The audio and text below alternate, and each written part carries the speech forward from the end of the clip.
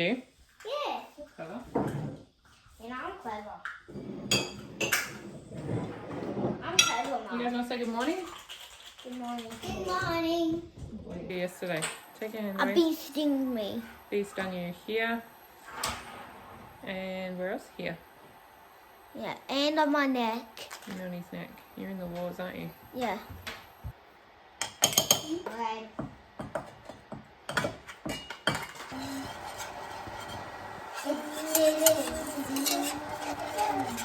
Make breakfast out of egg whites because I've been making a lot of ice cream. Hang on, mate. I've been making a lot of ice cream and mayonnaise with our eggs. So for that we only use the yolks. So we've got a fair few egg whites left over.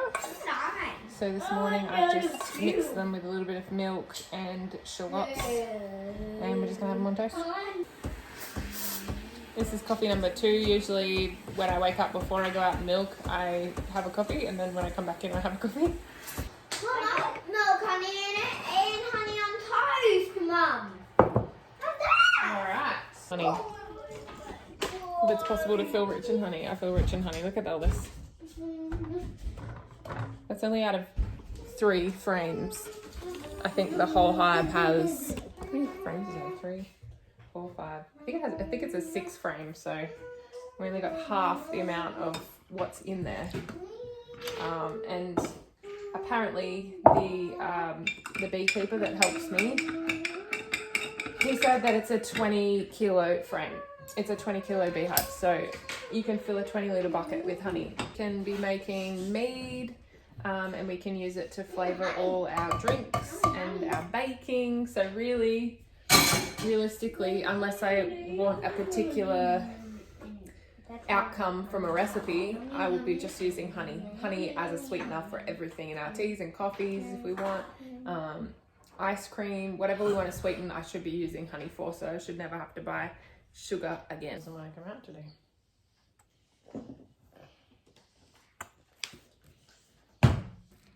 Hello. Hello. What? Why are you doing that? I'm showing the guys our brekkie. Last video I said I'm going to be more honest with you guys about what this life is like for us. And so today this is this is my mission. This is what I have to do. I really like to only... more hot chocolate. You're welcome. I really only like to do one day of washing. I don't mind washing and hanging it out or putting it through the dryer through the week, but I only like to fold washing once a week because it ends up being such a big job. So it all gets piled up in one spot, usually there or in the bedroom, and then I just get to it all in one day, and then that frees me up for the rest of the week. So one washing day that we've been baking. It's pretty good. We're using it for sandwiches and toast at the moment. Don't touch that, please. While no, I'm okay, thanks. So we harvested our first bit of honey yesterday from our bees, and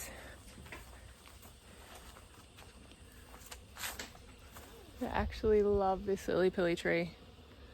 The whole lily-pilly tree is just buzzing.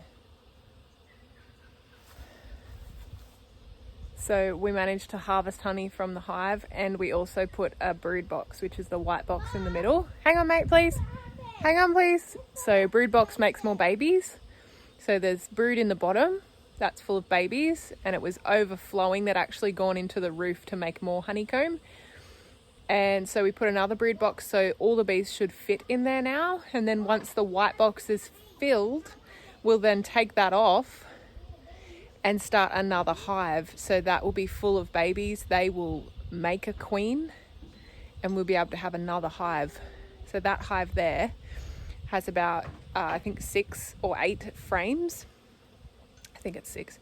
And that's a 20 kilo hive. So the system we're going to have to set up will be pipes running to a 20-litre bucket. So that's a Flow Hive. So it's, you know, the old school hives, you would have to take the wax off the outside, spin the frames in a centrifuge, like a spinner, to get all the honey out. The honey then drips to the bottom. Then you have to filter the honey. I haven't done it, this is what I've been told. You then have to filter the honey twice to get all the little bits of wax out. And I would imagine that'd be quite a sticky process. Just yesterday with how we did it, there was honey everywhere, there were bees everywhere. And so the Flow Hive, all you have to do is you put a tap in the back, you undo the frames with a key, so the frame stays like this in a hexagon shape.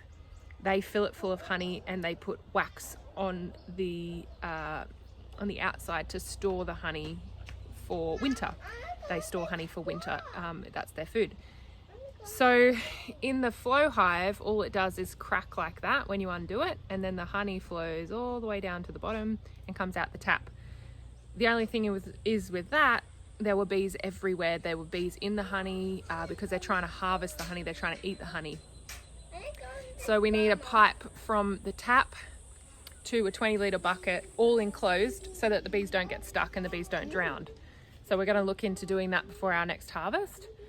Like a tap on the bottom of the 20-litre bucket so we can just store it. Honey stores indefinitely because it's a preservative. And so we're just going to put a tap on the bottom of that bucket and store the bucket. Whenever we need honey, we'll just go to the bucket and turn the tap on and get honey out. Tomo, the guy that we have helping us to do the bees, he's from Belonging, if you look them up. He's very knowledgeable about it. He said that we could either keep those 2 brood boxes and just harvest honey quicker, or like I said, we can take that second brood box off and make another hive and get twice as much honey. So we're not too fussed. We don't eat a ton of honey. Obviously, when we have it, we're going to use it because we want to not have to buy sugar, and it's also better for you.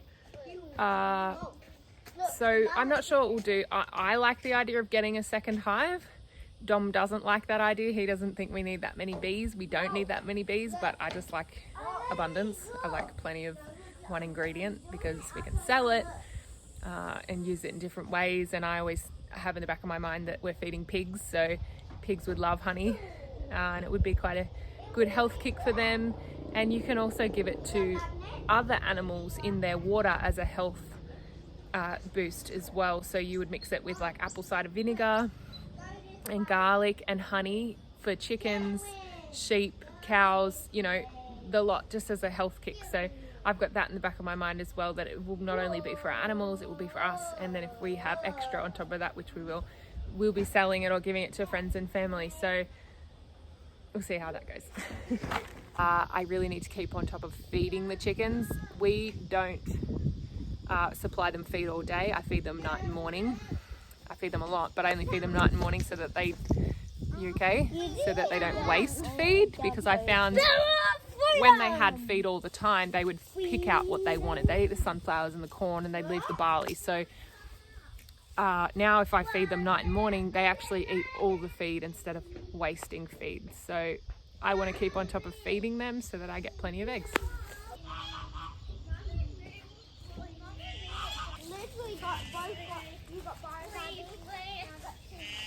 Growing grains again.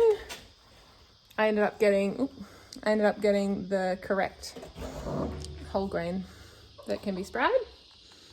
So playing around with that. That's like day 4 or 5, and then I've got some more started there, so I'll get that in the sun today. And that's good for everything. It's good for rabbits, chickens, cows, sheep. Everything can eat that, so that should be good if we can get that going. Be a nice nutritious food source for everybody. Oh.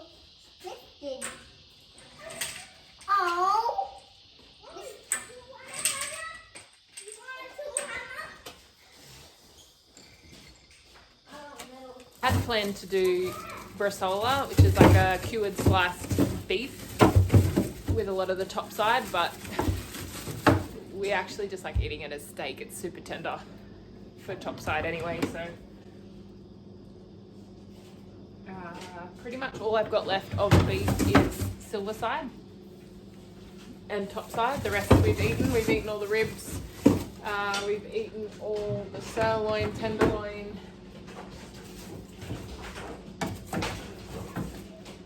Okay, so pretty much all I've got left is topside and silver side. This here is colostrum from Maggie when she had the calf. I've got one there and one there. That's just for potty calves that we get in the year. If they need more colostrum, I can just defrost that and give it to them.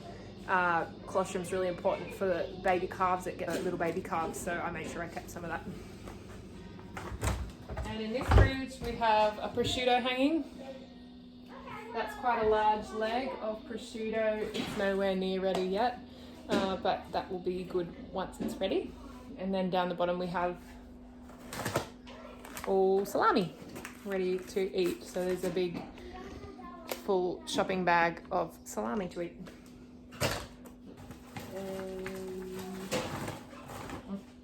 Two shopping bags full of salamis. Oh, it doesn't shut.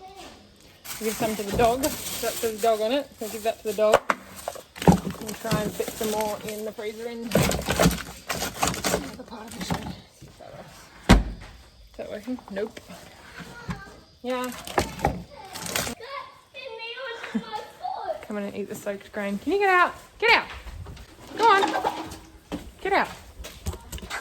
So, I gotta defrost that and get all of this prepped.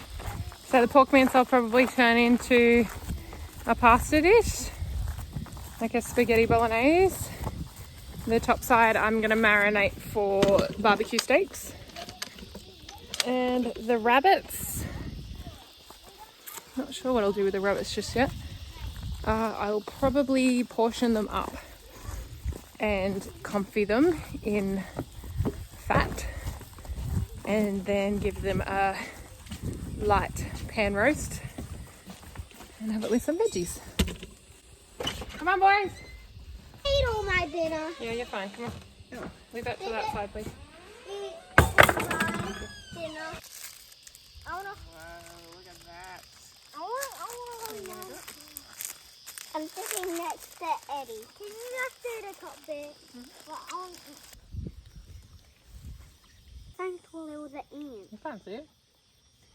Time away.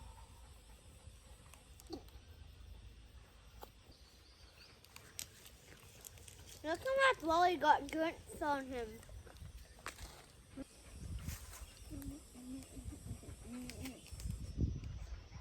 Sure, I'm making a mess there.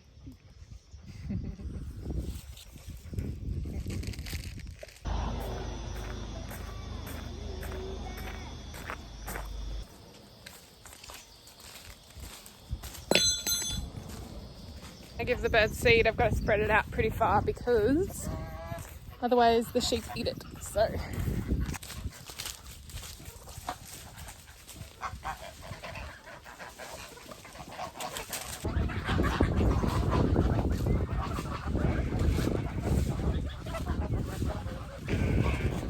I'm missing pretty much all my meat chickens. I can only see maybe two.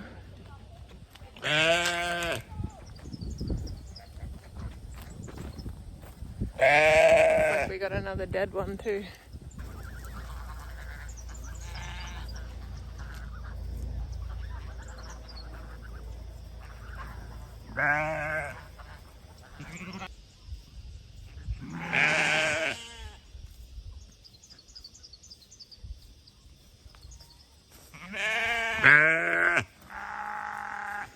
Both the two chickens that have died have been male, which makes me think that they're probably fighting. I've only just introduced these meat birds into my laying flock. I have roosters in the laying flock already, so the meat roosters are probably fighting with the laying flock roosters. And also the geese are also fairly territorial. They're not to me, they're fine with me except for breeding season. but with introduced birds, they can be quite aggressive. So I have to just keep a really close eye on them. There's only 2 other females in this paddock now. 2 female meat birds. Actually, there's a rooster right there. I also have to keep a really close eye on them. This shouldn't have happened because they've been living in these pens right next to the laying bird paddock. So they've already been introduced through a fence. So introducing them into the flock shouldn't have been such a big thing, but we've already lost 2 roosters. So I just have to keep a really close eye on them and make sure the roosters don't keep fighting, or I'll have to separate them out again. They've probably been in here for a week now and I've lost 2. So yeah, I'm just going to keep a really close eye on them and make sure that they don't fight anymore and I don't lose any more roosters. That little coop down there, I've noticed that the meat birds have been hanging out in it, and these are Cornish cross eggs. So they're really white. The Plymouth Rock eggs are quite pink. So I'm pretty sure that these are Cornish cross eggs, meat bird eggs. So I'm going to hold on to these and I'm going to put them under a broody hen and just see what I get.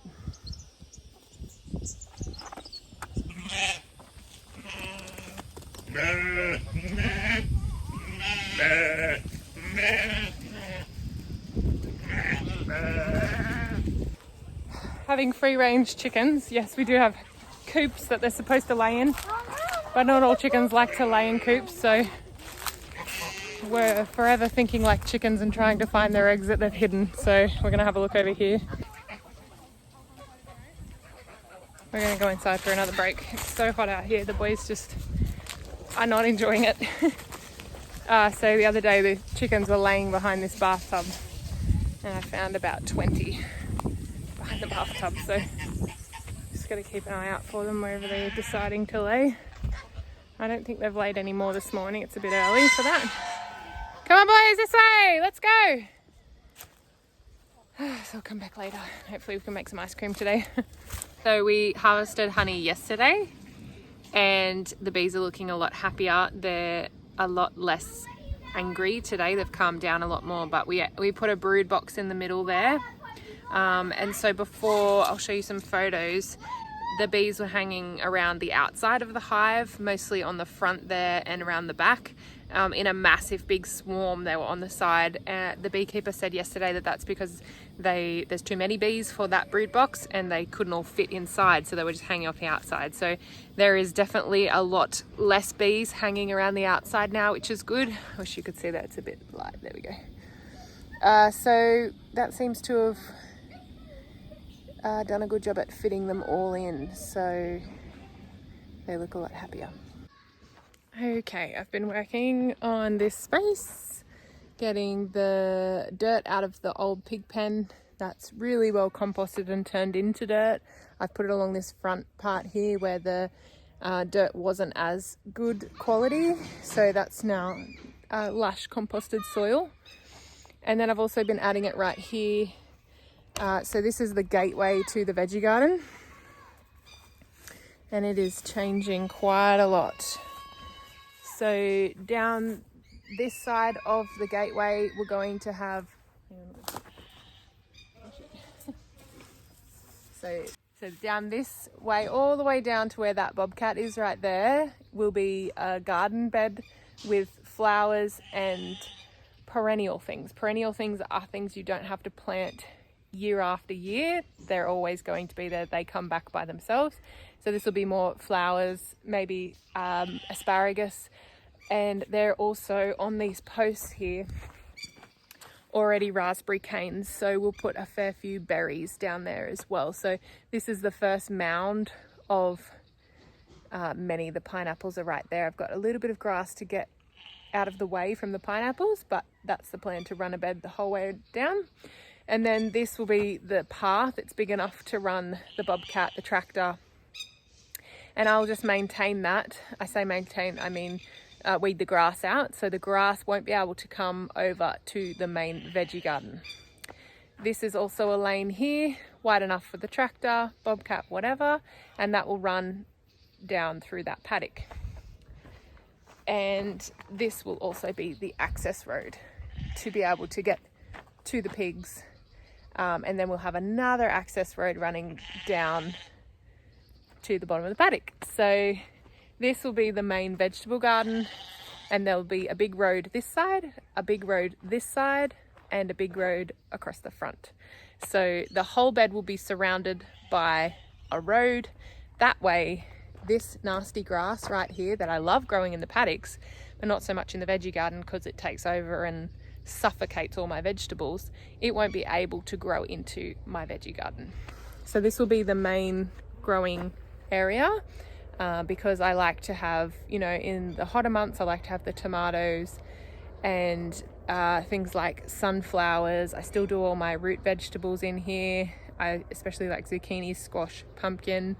That all needs to go in here, but I also need to have room for onions and potatoes, things that are growing across seasons and take a long time to mature. I also want them to be in this bed because where they currently are, I'm finding it really hard to keep the grass and the weeds out. So this Charles Dowding method will be a lot easier to weed and maintain, and will allow me to do more because less of my time will be taken up by weeding and doing all those things that you have to do. So this side will be the nut orchard and the fruit orchard heading down to a dam down there. Eventually I hope to run the geese underneath the orchard to keep the grass down and to keep the bugs at bay. And then this side will be mostly veggie garden, and it will also look pretty because it's in with the more substantial trees. And there's plenty of room to also expand. If I took that dividing fence down, I could expand over and take over this whole paddock. The other idea I have is, and I did tell you guys this, that I plan to fence these laneways for pigs. If the grass does decide to grow in here crazy, or I don't have use of my dingo or a piece of equipment, I can fence these laneways with hot tape and put the pigs in here so they can also keep the grass at bay. That is one restriction that I do have when I'm gardening, is the fact that I won't probably ever do raised beds. I do have one over in the other garden, but I'm going to steer away from raised beds because in a section of the vegetable garden that I want to turn over, let's say that these radishes and carrots were finished, I can fence off a very small area in hot tape and put my pigs in there to get rid of all the leftover root vegetables that might be in there, any grass that has grown. And that's a good way to turn over, to aerate, to manure, without me having to do anything except physically put the pigs in there. So that's the plan. That's why I'm steering clear of any borders, because they will get ruined by the pigs. The pigs are very strong and they will just rip whatever raised bed systems we have. They will just rip them out. So the other thing is, with that chicken mesh that I have, I can also electrify some chicken mesh and run some chickens in the middle of my veggie garden. Okay, so this is a big veggie garden bed. I can fence off this small area with electrified chicken mesh and put chickens in there, and they will completely take that back to bare soil. The chickens are working for me. The chickens are getting fed from all the waste vegetables. They're giving me eggs. They're finding any bugs. If there's too many bugs in there, they'll eat them. Aerating, scarifying. So it's a good system to have, and I'm excited to get it going. I'm going to plant some flowers in here right now so they can be in the ground. There's a storm coming, so I try to take advantage of the rain coming to be able to water new seeds or new started plants in there.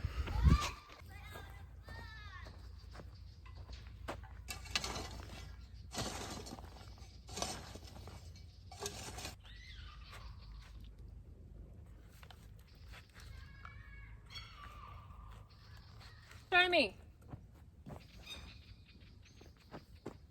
So this whole row will probably be hodgepodge, random flowers. I really want it to look quite natural. A lot of the rest of the garden is very sort of straight, all the same thing. So this side I really want to be just a really beautiful mix match of hundreds of flowers.